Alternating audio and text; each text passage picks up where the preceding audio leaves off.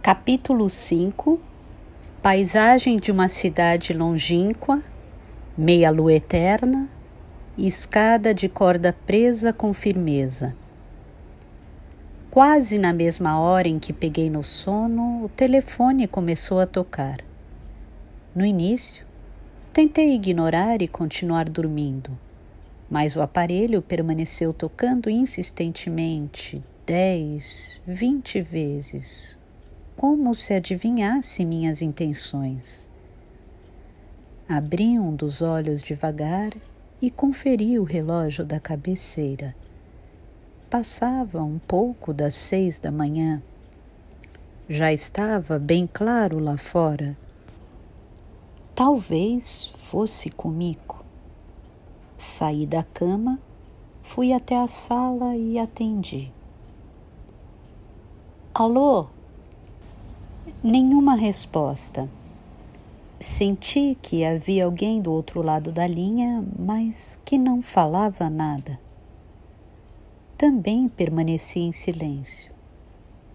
Ao encostar o fone no ouvido, consegui ouvir uma leve respiração. Quem fala? Nenhuma resposta. Se é quem eu estou pensando, poderia ligar mais tarde? Não quero falar de sexo antes do café da manhã.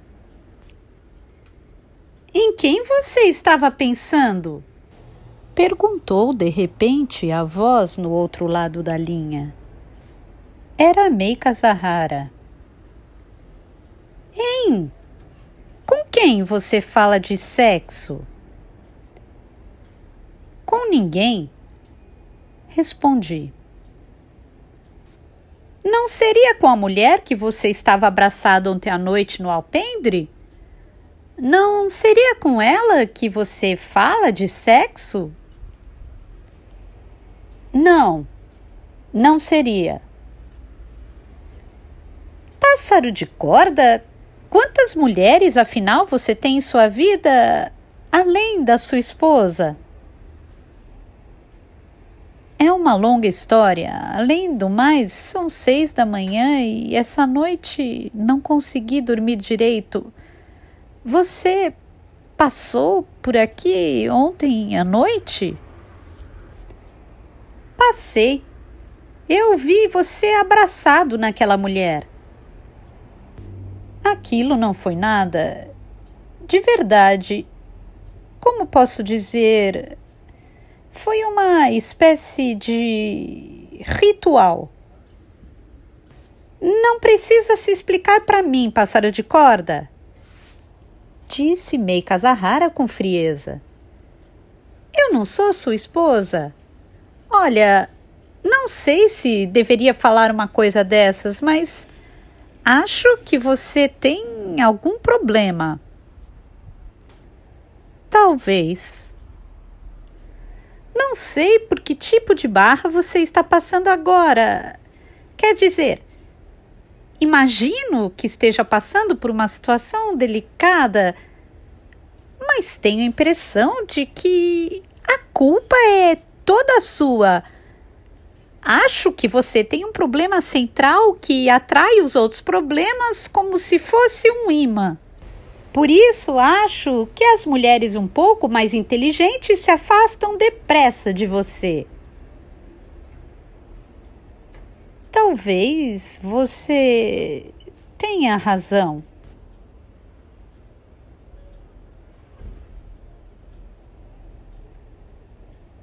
Meika Zahara ficou um tempo em silêncio no outro lado da linha.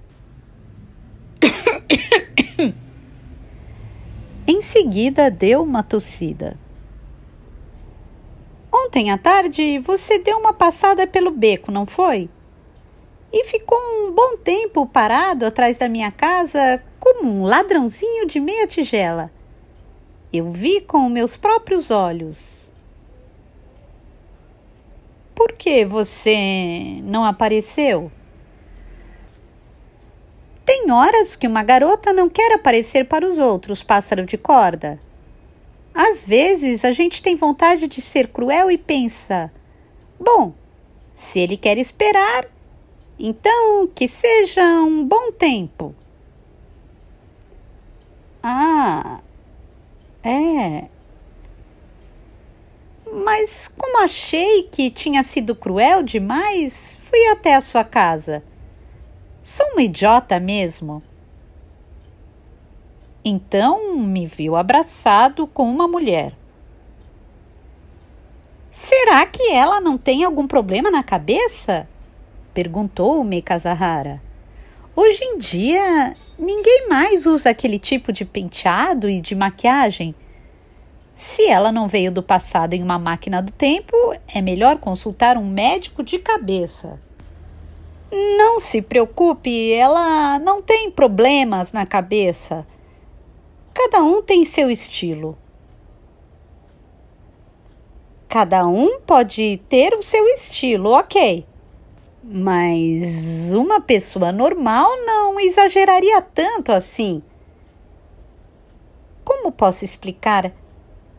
Pelo jeito de vestir, pelo penteado, parece que ela saiu de uma revista do passado. Permaneci calado.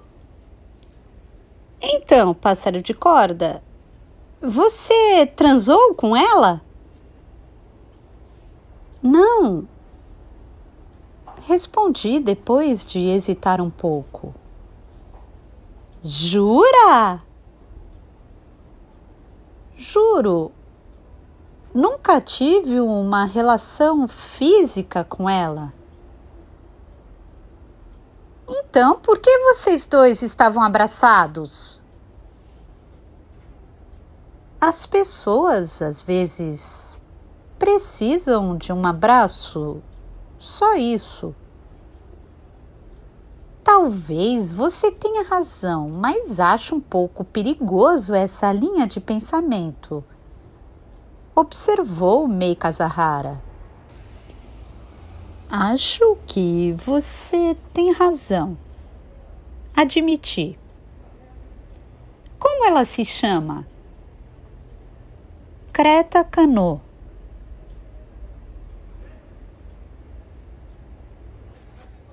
Meika Zahara ficou em silêncio por um tempo do outro lado da linha. É sério? Sim. A irmã mais velha dela se chama Malta Cano. Não são nomes de verdade, não é? Não. São nomes artísticos. Elas são comediantes ou algo do gênero? Por acaso esses nomes têm alguma relação com o mar Mediterrâneo?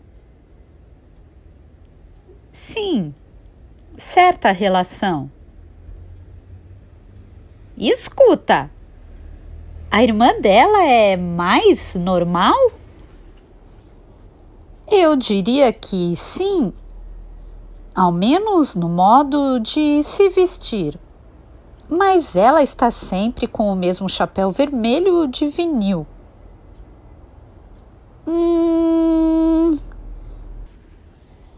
Pelo jeito, a irmã também não bate muito bem da cabeça. Agora, por que você tem que se relacionar com essas pessoas esquisitas? É uma longa história, respondi. Quando a poeira abaixar um pouco, talvez eu explique tudo para você, mas não agora.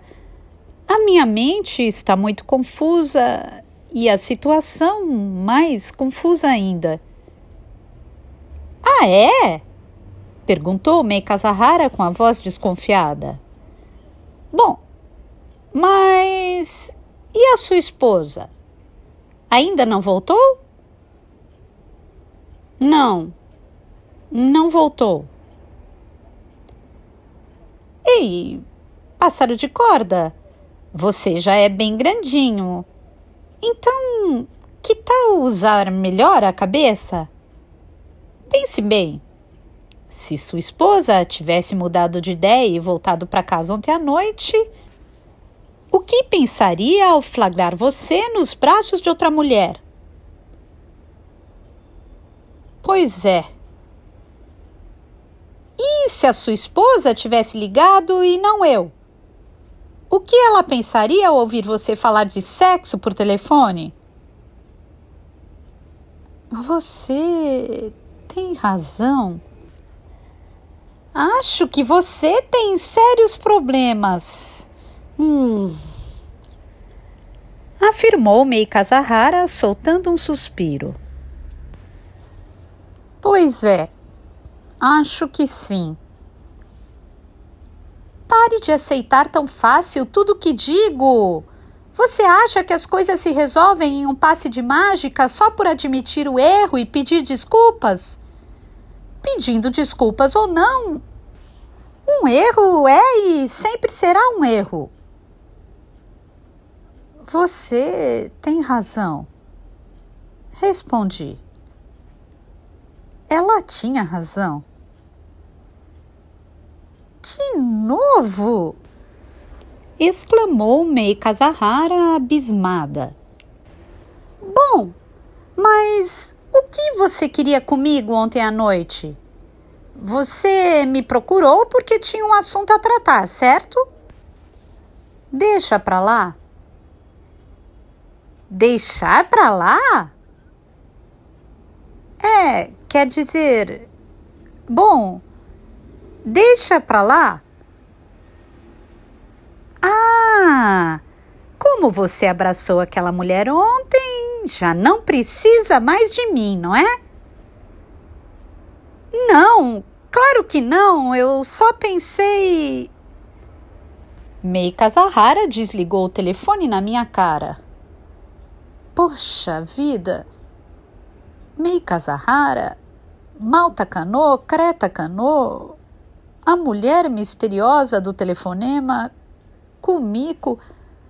Realmente acho que havia mulheres demais na minha vida nos últimos tempos, como dissera Mei Kazahara, e cada uma com suas complicações. Mas eu estava com muito sono para continuar pensando no assunto. Apesar de tudo, eu precisava dormir, até porque, ao acordar, tinha coisas para fazer. Voltei para a cama e adormeci. Ao levantar, peguei uma mochila do armário. Era a mochila de emergência com itens essenciais. Uma garrafa de água, um pote de biscoito de água e sal, uma lanterna e um isqueiro. Kumiko a comprara logo depois de mudarmos para essa casa, pois tinha medo de que acontecesse um grande terremoto. De qualquer maneira, a garrafa estava vazia. O biscoito estava mole e as pilhas da lanterna já não funcionavam. Enchi a garrafa com água, joguei fora os biscoitos e troquei as pilhas da lanterna. Em seguida, fui até uma loja na vizinhança e comprei uma escada de corda para incêndios. Pensei se precisava de mais alguma coisa, mas não consegui me lembrar de nada, a não ser de um pacote de balas de limão. Dei uma olhada em toda a casa, fechei as janelas e apaguei as luzes. Tranquei a porta da frente, mas logo mudei de ideia e destranquei. Alguém poderia me procurar. Kumiko poderia voltar. Além do mais, não tinha nada de valor na casa para ser roubado. Deixei um bilhete na mesa da cozinha. Saí. Volto. T.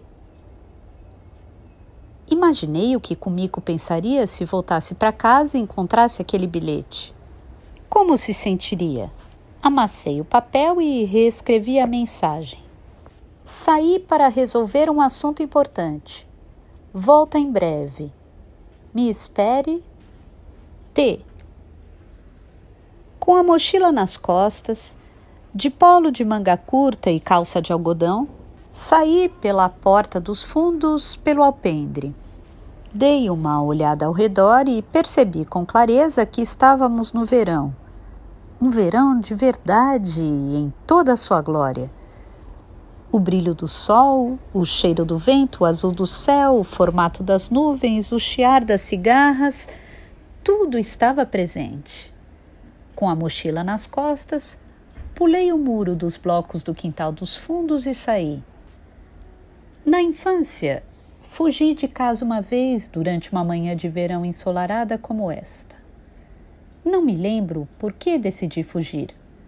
Provavelmente estava com raiva dos meus pais por algum motivo. Então saí da casa com a mochila nas costas e as economias no bolso.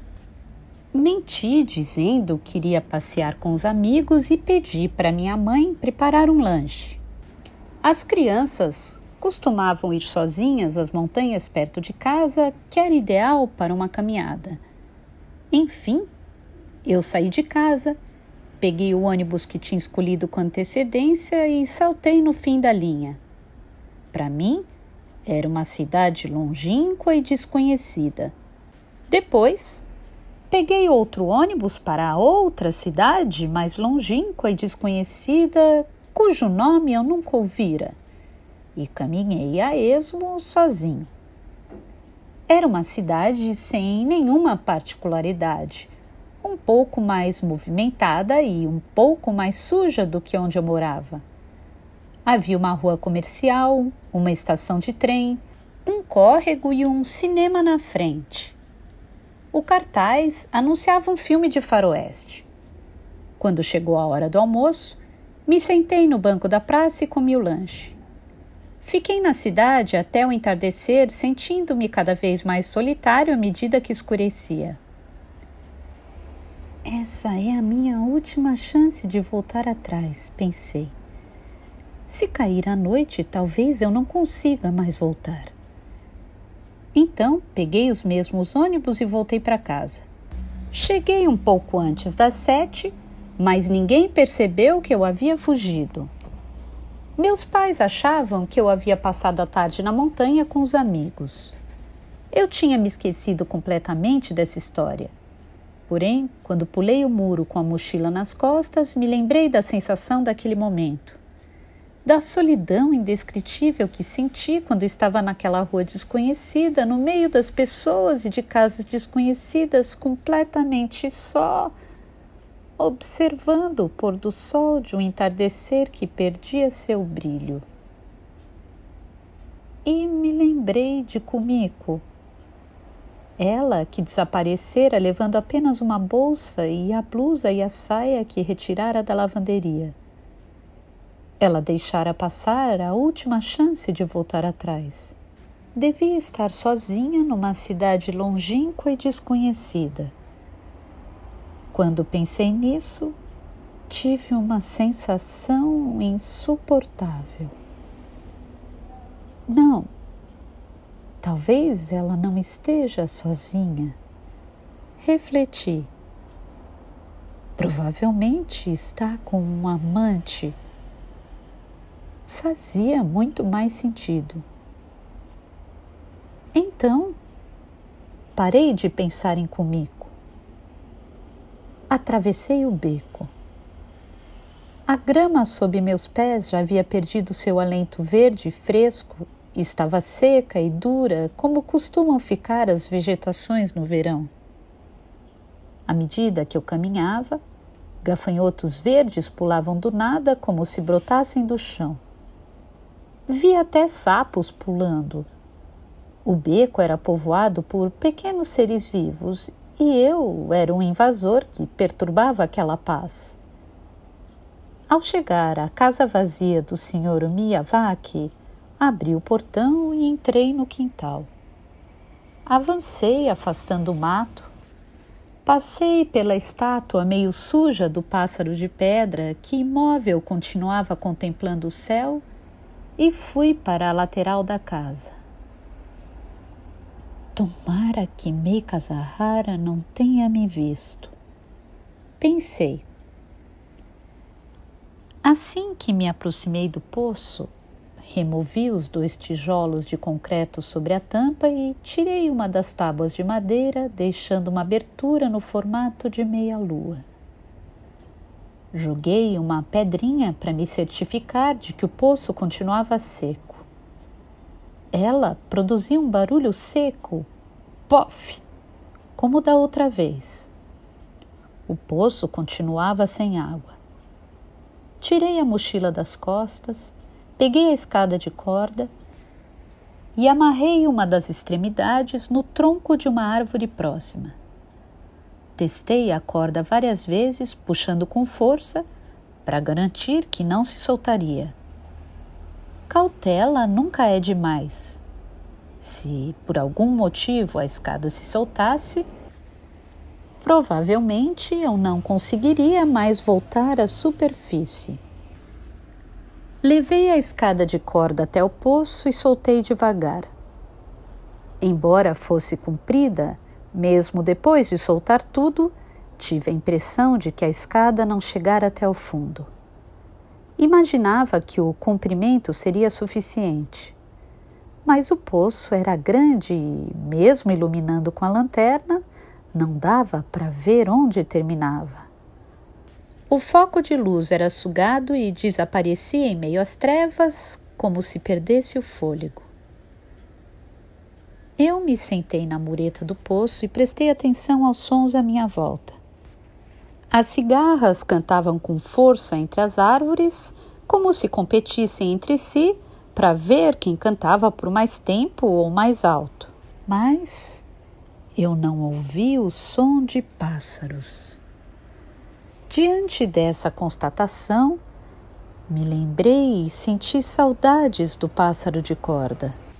Talvez ele tivesse voado para outro lugar para evitar a competição com as cigarras. Virei as palmas das mãos para que recebessem a luz do sol e elas se aqueceram depressa.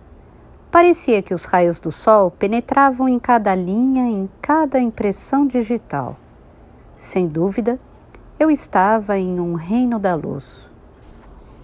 Tudo ao redor recebia luz abundante e refletia a cor de verão. Até as coisas sem forma, como o tempo e a memória, recebiam as bençãos da luz do estio. Coloquei uma bala de limão na boca e continuei sentado até ela se desmanchar totalmente. Testei a corda mais uma vez, puxando-a com toda a força para ter certeza que estava bem presa. Descer pela escada de corda era mais difícil do que eu imaginava. De algodão e nylon, a corda era bem resistente, mas bastante instável, de modo que, quando eu fazia um pouco mais de força nos pés, a sola de borracha dos meus tênis escorregava. Por isso, precisei segurar com muita firmeza a ponto de sentir dor nas mãos. Fui descendo degrau por degrau com cautela, mas sem nunca chegar ao fundo. Tive a impressão de que desceria para sempre. Pensei no som que ouvi quando a pedrinha atingiu o chão. Está tudo bem. Este poço tem um fim. Só estou demorando por causa dessa escada imprestável. Porém, assim que terminei de contar 20, fui invadido por um medo terrível que chegou de repente, como um choque elétrico, e me imobilizou por completo. Meus músculos ficaram duros como pedra. Eu suava por todos os poros e minhas pernas tremiam. Um poço não podia ser tão fundo assim. Estamos dentro de Tóquio, bem perto da casa onde eu moro. Prendi a respiração e agucei os ouvidos para tentar escutar algo. Mas não ouvi nada, nem sequer o chiar das cigarras. Nada além das batidas fortes do meu coração que reverberavam. Respirei fundo. Segurava bem firme o 20º degrau da escada sem conseguir descer nem subir. O ar do interior do poço era gelado e tinha cheiro de terra. Era um mundo completamente à parte da superfície terrestre, onde o sol de verão banhava tudo com generosidade. Ao olhar para cima, vi a pequena entrada do poço. A abertura redonda estava dividida bem no meio pela tábua que ficara da tampa.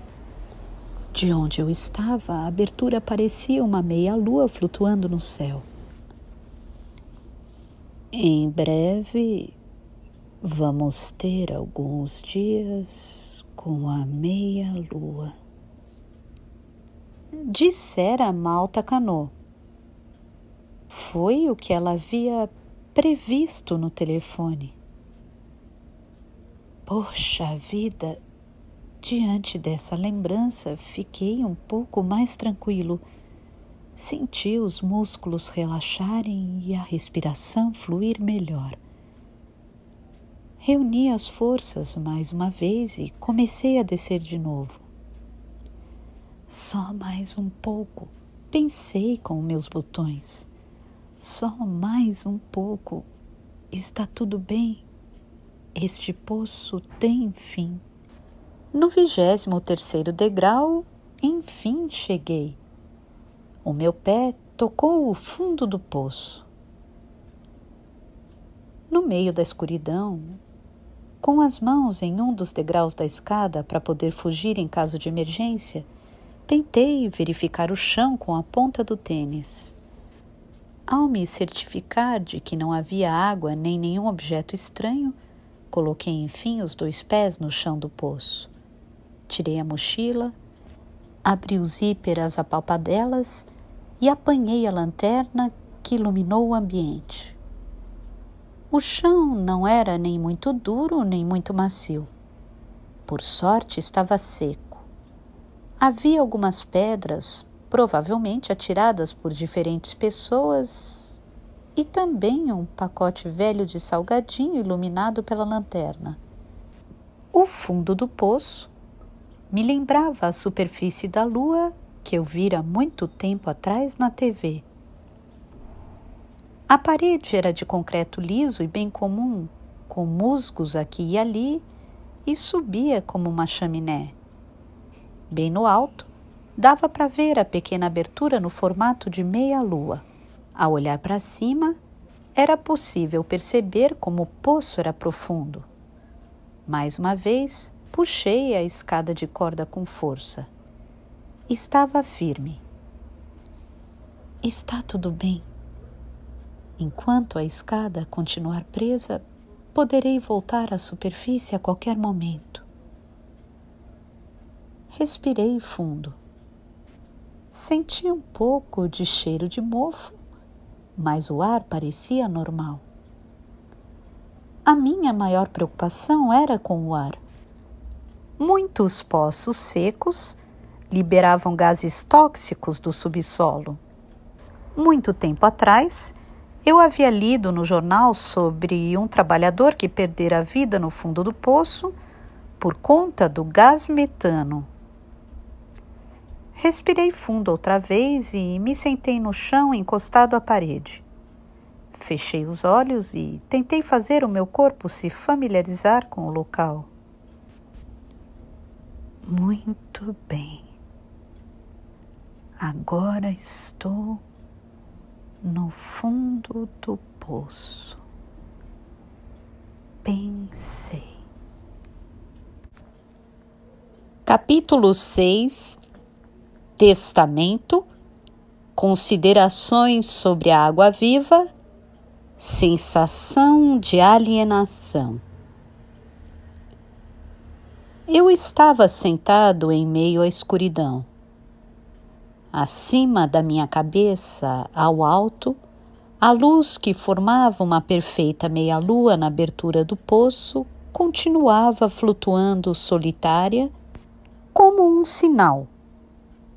Embora a luz da superfície não chegasse ao fundo do poço. Com o tempo, meus olhos foram se acostumando com a escuridão e passei a enxergar o contorno vago das minhas mãos quando as aproximava dos meus olhos.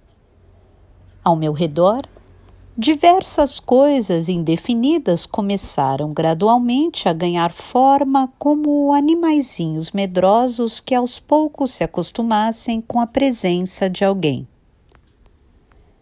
Contudo, por mais que meus olhos se habituassem, trevas continuavam sendo trevas.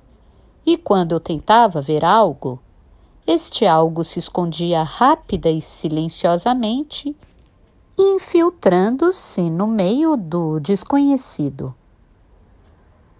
Poderia chamar isso de obscuridade branda? Não importava o nome, era algo específico. Quem sabe até existisse ali uma obscuridade mais significativa do que a de uma escuridão total. Naquele ambiente eu consegui enxergar alguma coisa, mas ao mesmo tempo não via nada.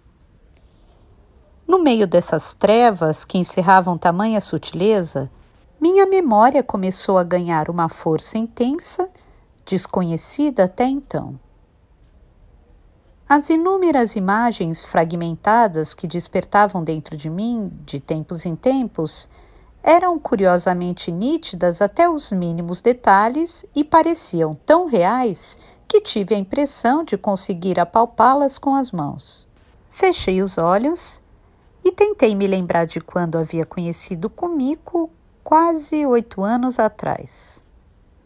Conheci Kumiko na sala de espera de um hospital universitário no bairro de Kanda, Tóquio. Na época, eu visitava quase todos os dias um dos clientes do escritório de advocacia para tratar da papelada do testamento. Esse cliente estava internado, tinha 68 anos e inúmeras propriedades, incluindo terras, montanhas e florestas, a maioria na província de Chiba. Ele já havia aparecido na lista dos maiores contribuintes do Japão divulgada pela imprensa e, para dificultar as coisas, tinha como um dos hobbies reescrever periodicamente o seu testamento. No escritório estávamos todos cansados dele, de suas manias e seus hábitos. Mas ele tinha muito dinheiro e sempre que reescrevia o testamento, recebíamos uma quantia considerável pelos serviços prestados. E como reescrever o testamento não era muito difícil, ninguém do escritório tinha motivos para reclamar. Por isso eu, na época novato, fui encarregado de cuidar diretamente do caso. No entanto, como eu não tinha prestado o exame da ordem, na prática não passava de um garoto de recados um pouco mais qualificado. O advogado especializado em testamento consultava o cliente sobre os bens que desejava registrar, dava conselhos práticos do ponto de vista jurídico. Um testamento tem suas regras e um formato específico, e, se não atender aos requisitos, às vezes pode não ser reconhecido. Decidia o conteúdo geral e preparava o esboço do documento na máquina de escrever. Depois, eu levava e lia esse esboço ao cliente. Se não houvesse divergências, bastava ele transcrever o conteúdo, carimbar e assinar. No campo jurídico, esse tipo de testamento era chamado de hológrafo e precisava ser escrito de próprio punho pelo testador do começo ao fim. Assim que o cliente terminava de escrever e assinava, o testamento era colocado em um envelope que, por sua vez, era selado. Meu trabalho era levar o documento de volta ao escritório, tomando o máximo de cuidado. Uma vez lá, o testamento era guardado no cofre. Embora normalmente fosse um trabalho simples, no caso desse cliente as coisas não eram tão fáceis, pois ele estava no hospital e não conseguia escrever todo o testamento de uma só vez. Além disso, como o conteúdo era grande, ele demorava cerca de uma semana só para fazer a transcrição. Durante esse período, eu ia todos os dias ao hospital, tirava as suas dúvidas. Como era formado em direito, eu conseguia esclarecer boa parte delas. E quando não tinha condições de responder, ligava para o escritório para confirmar. Ainda que se prendesse a detalhes e quisesse saber o significado de cada palavra, o cliente conseguia avançar um pouco a cada dia. E eu tinha esperanças de que esse trabalho cansativo chegasse ao fim em breve. No entanto, quando eu achava que o fim do túnel estava próximo, ele sempre se lembrava de um detalhe esquecido ou mudava completamente uma decisão anterior. Se fosse uma pequena alteração, uma nota poderia ser acrescentada no final. Caso contrário, todo o testamento precisava ser reescrito desde o começo. Enfim, era um trabalho que parecia não ter fim. Para dificultar, ao longo do processo, o cliente precisava se submeter a cirurgias, exames e outros procedimentos, de modo que nem sempre conseguíamos conversar na hora marcada. Às vezes, ele agendava determinado horário e, quando eu chegava, me pedia para retornar outro dia porque não estava se sentindo bem. Não era raro eu ter que aguardar 2 ou 3 horas até ser recebido. Em suma, fui ao hospital quase todos os dias durante 2 ou 3 semanas e, sentado na cadeira da sala de espera, precisava arranjar coisas para me ocupar durante aquele período que parecia não ter fim. A sala de espera do hospital, como todos podem imaginar, não era um lugar dos mais acolhedores. O sofá era de uma rigidez quase pós-mortem, e o ar parecia tão viciado que as pessoas corriam risco de adoecer apenas respirando naquele ambiente. A TV não passava uma programação interessante e o café da máquina automática tinha um gosto horrível. Todos os familiares que usavam o espaço tinham uma fisionomia fechada e sombria. Cheguei a pensar que se os romances de Kafka fossem ilustrados por Munch, provavelmente ganhariam reproduções de ambientes como aquele.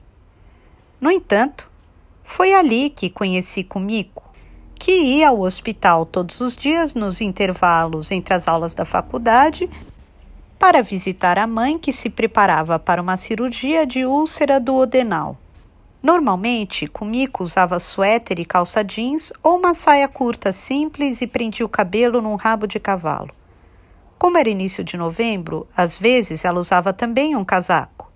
Sempre carregava uma bolsa, alguns livros, provavelmente relacionados às aulas, e um caderno que parecia ser de desenho. Já na primeira vez em que fui ao hospital à tarde, encontrei Kumiko na sala de espera. Ela estava sentada no sofá com as pernas cruzadas. Usava sapatos pretos de salto baixo e lia um livro compenetrada. Eu me sentei à frente dela e, enquanto aguardava o horário agendado com o cliente, conferi o relógio de 5 em 5 minutos. Ela quase não tirava os olhos do livro. Lembro que achei as pernas dela bonitas. Ao olhar para Kumiko, me senti um pouco mais animado.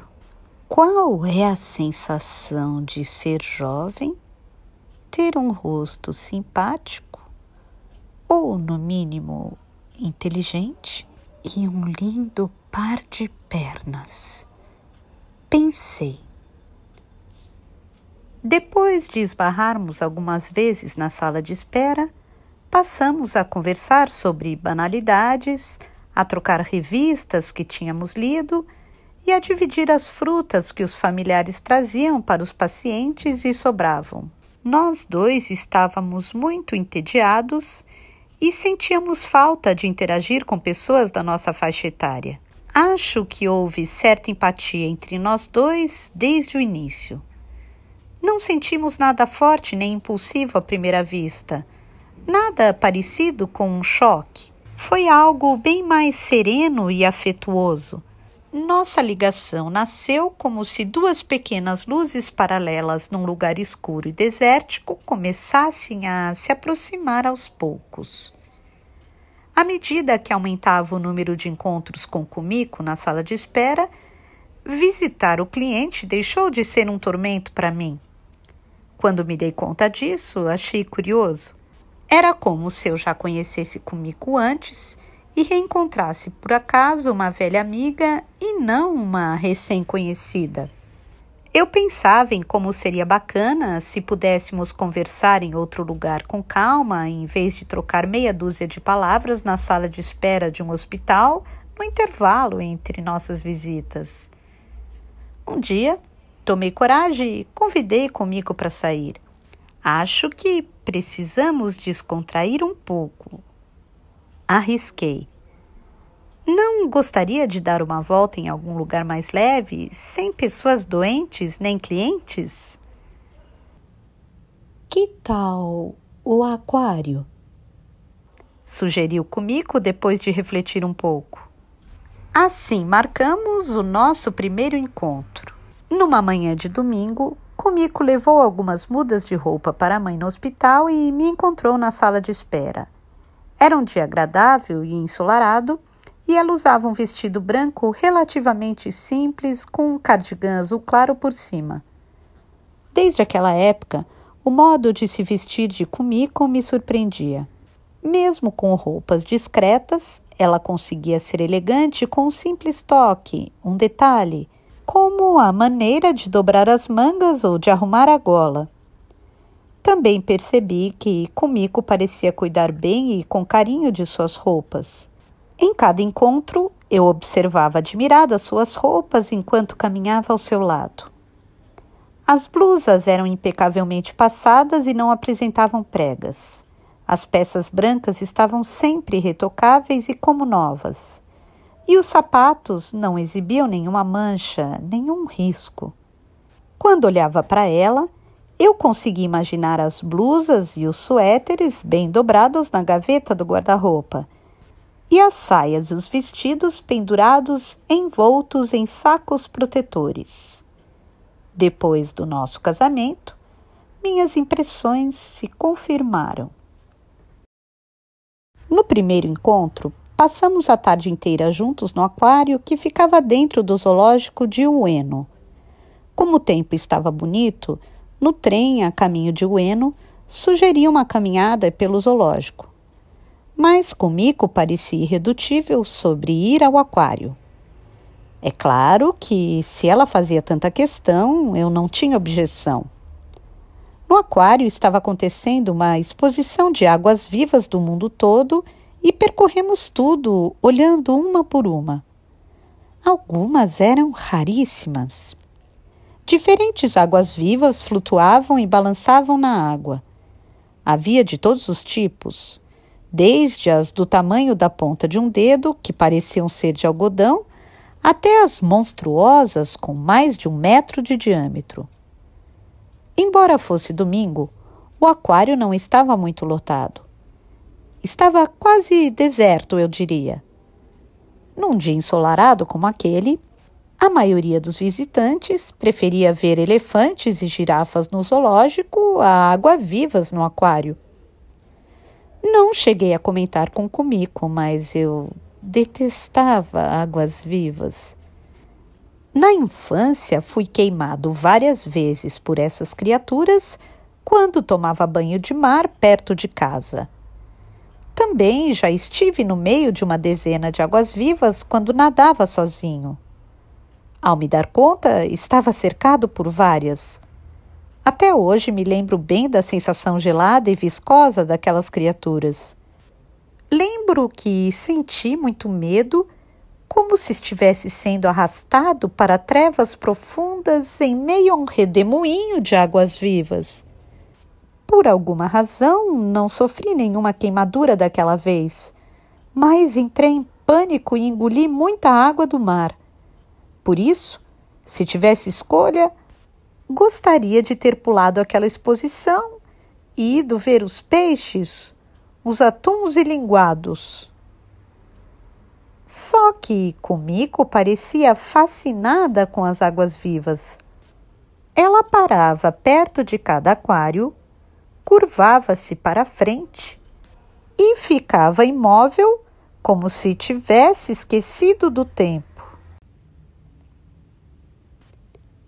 Ei, veja só! Apontou.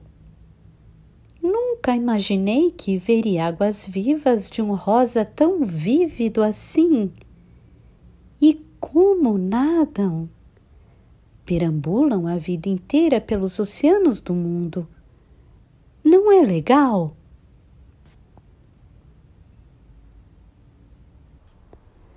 Muito, respondi. Ao acompanhar comigo pela exposição e observar a contragosto cada uma das águas-vivas, comecei a me sentir sufocado. Sem perceber, fiquei completamente em silêncio, contando e recontando as moedas dentro do bolso impaciente e limpando a boca com o lenço. Rezei para que as águas-vivas chegassem logo ao fim, mas os tanques se multiplicavam e pareciam ser infinitos. Havia inúmeras espécies de águas-vivas de todos os oceanos do planeta. Eu aguentei por 30 minutos, mas estava cada vez mais zonzo em virtude da tensão.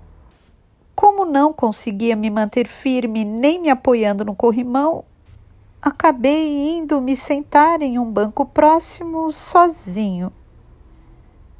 Kumiko se aproximou de mim e, com a fisionomia preocupada, perguntou se eu estava bem. Desculpe, mas acabei ficando um pouco zonzo de olhar as águas-vivas. Admiti. Kumiko me encarou com uma expressão séria. É mesmo? Seus olhos estão meio perdidos. Não posso acreditar. Você ficou assim só de olhar as águas-vivas? Perguntou impressionada. Ainda assim, ela segurou meu braço e saiu comigo do aquário escuro e úmido para a luz do sol. Depois de me sentar num parque próximo e de respirar fundo por cerca de 10 minutos, fui me recuperando aos poucos e voltando ao normal.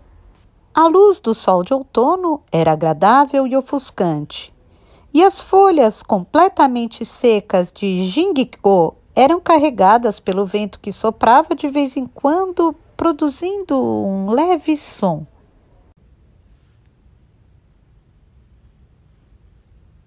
Então, está melhor?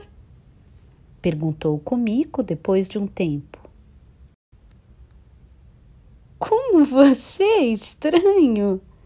Se não gostava de águas-vivas, era só ter me falado no começo. Não precisava aguentar até passar mal, disse ela, rindo. O céu estava claro e o vento era suave e os visitantes que caminhavam pelo parque pareciam felizes nesse domingo. Uma garota magra e bonita passeava com um grande cão de pelos longos e um velhinho com chapéu de feltro observava a netinha brincar no balanço. Alguns casais estavam sentados no banco como nós. Ao longe, alguém treinava melodias em um saxofone. Por que você gosta tanto de águas-vivas? Bem, acho que é porque elas são graciosas. Sabe o que pensei olhando essa exposição das águas-vivas? Que a paisagem que vemos nada mais é do que uma pequena parte do mundo. Costumamos achar que estamos vendo o mundo, mas não estamos. O verdadeiro mundo fica num lugar mais profundo e escuro, e a sua maior parte é povoada por criaturas como as águas-vivas. E a gente acaba se esquecendo disso. Não concorda? Os oceanos cobrem 2/3 da superfície terrestre e o que conseguimos enxergar a olho nu não passa de uma espécie de pele do mar. Não sabemos quase nada do que existe nas profundezas. Depois caminhamos por muito tempo. Às 5, Kumiko disse que precisava voltar ao hospital e eu a acompanhei. Obrigada por hoje, agradeceu ela ao se despedir. Consegui ver em seu sorriso uma espécie de luz serena que não existia antes. Percebi que nesse dia eu tinha me aproximado um pouco mais de Kumiko. Provavelmente, graças às águas vivas. Kumiko e eu continuamos saindo. Já não tínhamos necessidade de frequentar o hospital, porque a mãe dela tinha se recuperado e recebido alta, e o testamento do meu cliente estava concluído. Mas nos víamos uma vez por semana e íamos ao cinema, ao concerto ou apenas caminhávamos. À medida que aumentava o número de encontros, íamos nos acostumando com a presença um do outro. Eu aproveitava os momentos com ela e quando nossos corpos se esbarravam sem querer, meu coração disparava. Às vezes, quando o fim de semana se aproximava, eu não conseguia nem me concentrar direito no trabalho. Eu tinha certeza de que a recíproca era verdadeira e de que Kumiko também gostava de mim. Caso contrário, não aceitaria sair comigo toda semana. Apesar disso, eu não tinha pressa em avançar no relacionamento, pois sentia que por algum motivo ela ainda hesitava um pouco. Não conseguia apontar essa hesitação de maneira concreta, mas era algo que transparecia em algumas falas e atitudes dela. Às vezes, quando eu fazia uma pergunta, ela demorava um pouco para responder. Havia uma pequena pausa. Nessa pausa, que durava uma fração de segundo, eu sempre sentia uma espécie de sombra. O inverno chegou e o ano novo também. Continuamos saindo quase toda semana. Eu não fazia perguntas sobre essa sombra e Kumiko também não falava nada. A gente se encontrava, ia a algum lugar, almoçava ou jantava e conversava sobre banalidades. Então, você tem namorado, né? Perguntei certo dia ao tomar coragem. Kumiko me encarou por um tempo. Por que você acha isso? É só uma impressão, respondi. Estávamos passeando no Jardim Nacional Shinjuku-Jaeon, praticamente deserto no inverno. Como assim? Parece que você tem alguma coisa que quer me contar. Sabe? Pode contar, se quiser. Senti uma leve mudança na fisionomia de Kumiko, algo muito sutil, quase imperceptível. Talvez ela tenha hesitado um pouco, mas estava decidida desde o começo. Obrigada, mas é algo que nem vale a pena falar. Você ainda não respondeu a minha primeira pergunta. Se eu tenho namorado? É? Kumiko parou de caminhar, tirou as luvas e guardou no bolso do casaco. Em seguida, com sua mão quente e macia, segurou e apertou a minha, que estava sem luva.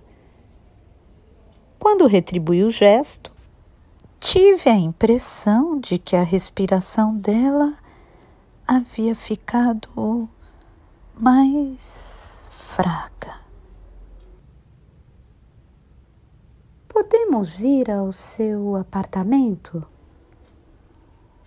Claro, respondi um pouco assustado. Podemos, sim. mas já aviso que moro num lugar bem pequeno. Naquela época, eu morava em Azagueia, numa kitnet com uma cozinha minúscula e um banheiro com um box do tamanho de uma cabine telefônica. Ficava no segundo andar, voltada para o sul, e a janela dava para o depósito de uma empresa de construção civil. Por isso, o lugar recebia muito sol e era bem iluminado. Era a única vantagem dessa modesta kitnet. Kumiko e eu sentamos lado a lado no chão, encostados na parede, e ficamos assim por muito tempo. Naquele dia, transei com Kumiko pela primeira vez, mas até hoje acredito que a decisão tenha partido mais dela do que de mim. De certa forma, ela me seduziu. Ela não me convidou de maneira explícita, com palavras. Ainda assim, quando lhe dei um abraço, percebi que Kumiko queria transar comigo desde o início. Seus movimentos eram brandos e não senti nenhuma resistência. Foi a primeira vez de Kumiko. Depois da relação, ela ficou calada por muito tempo. Tentei puxar conversa algumas vezes, mas ela me ignorou. Tomou uma ducha, se vestiu e voltou a se sentar no chão. Como eu não sabia o que dizer, fiquei sentado e mudo ao seu lado. À medida que o sol se movia, nós também nos movíamos, trocando de lugar para segui-lo. À tarde, Kumiko quis voltar para casa e eu a acompanhei. Você não tem algo para me contar? Perguntei mais uma vez no trem. Não, isso já não tem importância. Respondeu Kumiko em voz baixa, balançando a cabeça. Não voltei a tocar no assunto. Afinal, ela havia decidido dormir comigo e mesmo que tivesse algum segredo, acabaria me contando naturalmente com o tempo. Nós continuamos nos encontrando uma vez por semana. Normalmente ela vinha à minha kitnet e fazíamos sexo. À medida que fomos unindo e entrelaçando nossos corpos, ela passou a se abrir mais. Falava sobre si, sobre as várias experiências da vida e sobre o que pensou e como se sentiu ao superá-las. Aos poucos, passei a compreender o mundo que aqueles olhos enxergavam. E também comecei a me abrir e a contar o mundo que eu via. Passei a amar Kumiko profundamente e ela também dizia que não queria ficar longe de mim. Esperamos ela terminar a faculdade e nos casamos. Depois do casamento, tivemos uma vida feliz e sem maiores problemas. Mesmo assim, de vez em quando eu sentia que Kumiko tinha um território exclusivo, inacessível para mim. Por exemplo, às vezes estávamos em uma conversa animada e, de repente, por alguma razão inexplicável, ela mergulhava em profundo silêncio. Sem motivo algum, pelo menos, não que eu conseguisse me lembrar, ela se calava no meio da conversa, como se estivesse caminhando e, inesperadamente, caísse num buraco. O silêncio não durava muito, mas por um instante Era como se a mente dela se afastasse do corpo e demorasse um pouco para voltar. Nesses momentos, ela me respondia quase monossilabicamente. É, isso. Pode ser. Dava a impressão de que ela estava com a cabeça em outro lugar. Nos primeiros meses de casados, cada vez que isso acontecia, eu perguntava: o que aconteceu? Eu ficava aflito e preocupado, imaginando que tivesse ofendido comigo sem querer, com alguma palavra ou ato. E sempre comigo se limitava a responder sorrindo: não foi nada. E depois voltava ao normal. Lembro que tive essa mesma sensação confusa em nossa primeira relação sexual. Provavelmente a única coisa que comigo sentiu durante a penetração foi dor. O corpo dela ficou rígido durante a relação. Porém, não foi só por isso que fiquei confuso. Havia um estranho desprendimento. Não consigo explicar ao certo, mas havia nela uma sensação parecida com alienação. Eu tinha a impressão de que o corpo que estava entrelaçando não era o mesmo da mulher que conversava comigo instantes antes, como se comigo tivesse trocado de lugar com outra pessoa sem eu perceber. Mas continuei abraçado a ela o tempo todo, acariciando suas costas pequenas e macias, cuja textura me excitava. Porém, apesar do toque das minhas mãos, aquelas costas pareciam distantes de mim. Tive a impressão de que enquanto fazia sexo comigo estava com a cabeça em outro lugar, como se eu estivesse abraçando uma substituta. Talvez por isso eu tenha demorado muito para gozar, apesar de toda a minha excitação. Mas tive essa sensação só na primeira vez. Da segunda em diante, senti comigo mais próxima de mim. O corpo dela também ficou mais sensível. Provavelmente, aquela sensação de alienação que percebi decorria do fato de ser a primeira vez dela. Enquanto evocava a memória, eu estendia a mão de vez em quando, segurava a escada de corda e puxava com força para me certificar de que continuava presa. O medo de que a escada pudesse se soltar por alguma razão persistia dentro de mim. Sempre que pensava nessa possibilidade, me sentia aflito em meio às trevas. Meu coração batia tão forte que eu conseguia ouvi-lo. No entanto, depois de testar a corda umas 20 ou 30 vezes, me tranquilizei aos poucos. A escada estava presa com firmeza à árvore.